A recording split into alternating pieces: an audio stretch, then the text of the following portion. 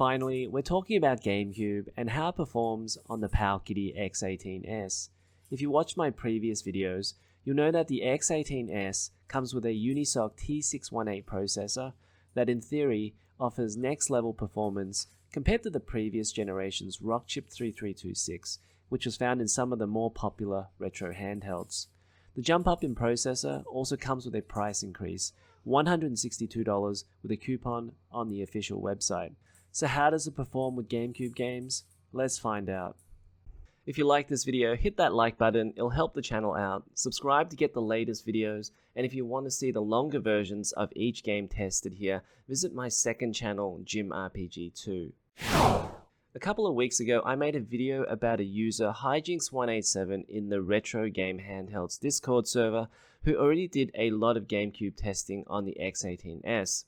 In total, 65 games were tested, with 41 working, 19 non-working, and 5 maybes. There's a link below in the description to that spreadsheet. For my testing, I tested 32 games, and I tried to pick some games that Hijinks187 didn't test. The emulator I'm using is of course Dolphin, but there's also a fork of Dolphin called MMJR, and I've labeled which emulator I've used for each game.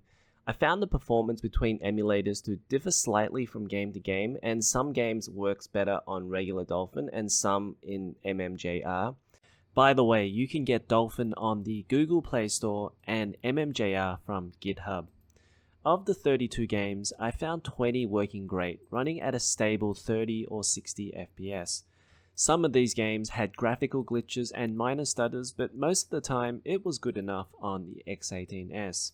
I found 6 games that didn't work as well, and these I've categorized as okay.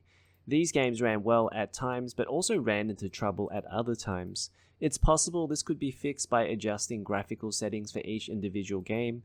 Most of these games I tested for around half an hour, so it's possible performance could improve, but it could also be worse later on. I'd really only play these titles if you simply must play it on the X18S, otherwise I think there's many other games that perform better. There were also 6 titles that were just consistently too slow or didn't even load. I haven't included these in the video as there's not much to see for these games. Also, don't focus too much on the ratio of games that work great versus the games that didn't work well, as I tried to find games that I hoped would work on the system rather than finding the most demanding titles or just picking them at random. Let's talk about 20 of these titles that I tested, and we're going to start off with games that work great.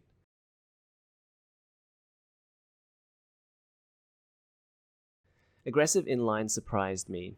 This is a game that's technically pretty similar to the early Tony Hawk games, but this game worked perfectly at 60 FPS while I couldn't get Tony Hawk 3 to run as smooth as I'd like. It doesn't quite replace Tony Hawk, but it's about as close as you're going to get on the X18S.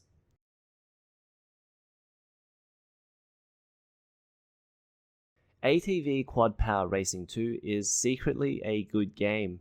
You get some pretty good tracks and environments here, and the racing is pretty fun.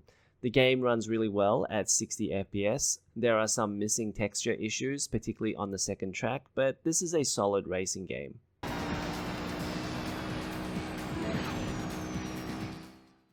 Burnout 2 might be the best arcade racer that works on the X18S. The game runs really smooth, which is pretty incredible given how fast it is. There are some graphical glitches like this issue with the menu, but in general it works great.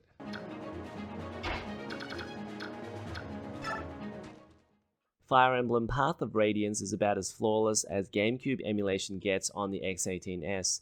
The graphics, art style, and gameplay are really close to the 3DS version, so if you're interested or curious in an old school Fire Emblem, I think this would be a pretty good entry point.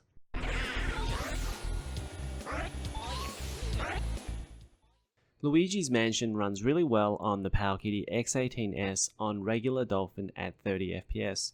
I'd say the controls are a little bit difficult for users with larger hands, as both the triggers and the analog sticks need to be used at the same time, and the device can be a little bit cramped.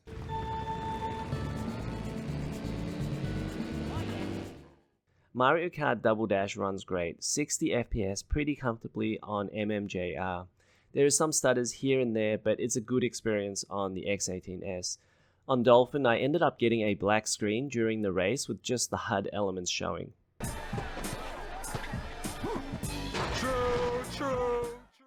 NBA Street Volume 2 is a really fun arcade basketball game on the Gamecube. It runs at 60 FPS and I didn't encounter any issues at all.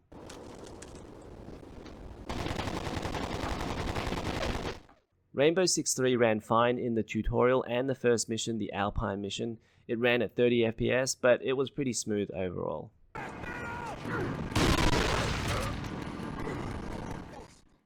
Resident Evil 4 probably could be placed in the OK category, given there is some slowdown here and there, and the frame rate generally feels like it's below 30 FPS.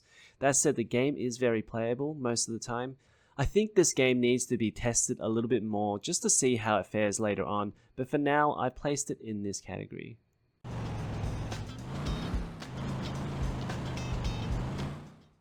While I could not get the Simpsons hit and run to work, the Simpsons Road Rage works pretty well. There are some minor graphical glitches here and there, but it's pretty good on the whole.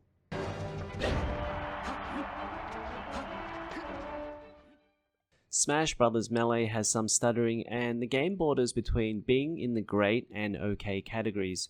I'm going to put it here given it's very playable and the stuttering is a little bit annoying, but nothing game breaking.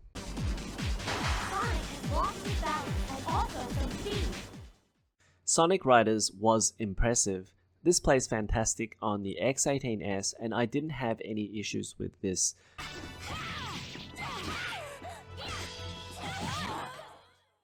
Soul Calibur 2 looks and plays great on the X18S. I'd probably still give the edge to Soul Calibur Broken Destiny on the PSP for casual play given it runs in 16:9 aspect ratio, but Soul Calibur 2 is a classic that I'm grateful works well here.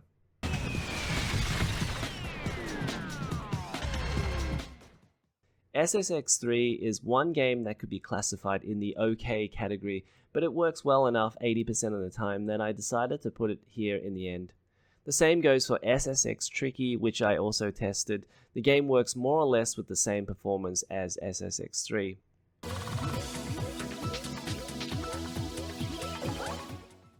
Super Monkey Ball works flawlessly at 60 FPS and the game looks really good here with very vibrant colors and art style. You are destined to lose, X-Men! X-Men Legends is probably the best beat-em-up available on Gamecube that works on the X18S.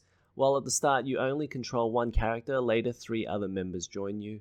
I only got about half an hour into testing, so it remains to be seen if the game works well when it gets really busy. The FPS counter said 40 FPS, but it felt really smooth. Let's talk about the next set of games, which I've rated as OK. For these games, it's possible performance could be improved by playing with the settings, but for this video, I'm testing simply based on stock performance of the emulator.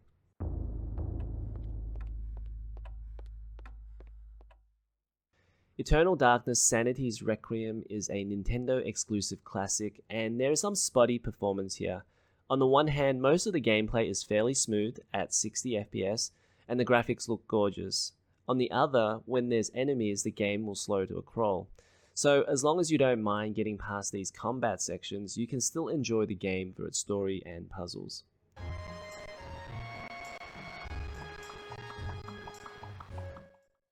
The Legend of Zelda Wind Waker was used in Powkiddy X18S promotional videos, and it looked like it had pretty good performance, but unfortunately once you get into the section in the forest early in the game's performance pretty much slows to a crawl. If you don't cut the grass, you get slightly better performance, which isn't the best way to play this game.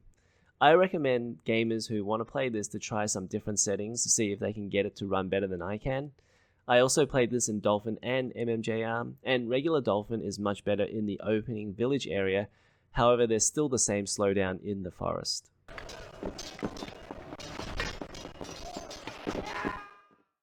Prince of Persia Sands of Time is a game I almost categorized in non-working, given the amount of slowdown with the combat sections. However, I think for the diehards you could probably struggle through some of that if you really wanted to play this.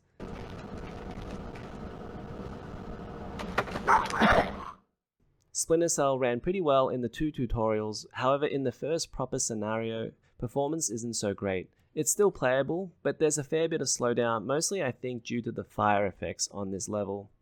I won't go through the non-working games as there's not much to say other than they just run way too slow to even attempt to play these games, or they simply don't load at all. Overall, if you take into account Hijinks 187's list of games that work on the Gamecube, there are some great titles that work well here. However, because it's not the whole Gamecube library, it's a little harder to unequivocally recommend.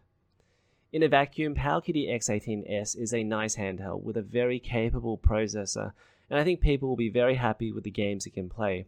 As for those who are still undecided, there are plenty of other devices that are coming along in the next few months, so just sit tight for the time being. If you like this video, hit the like button, subscribe to the channel, and I'll see you in the next one.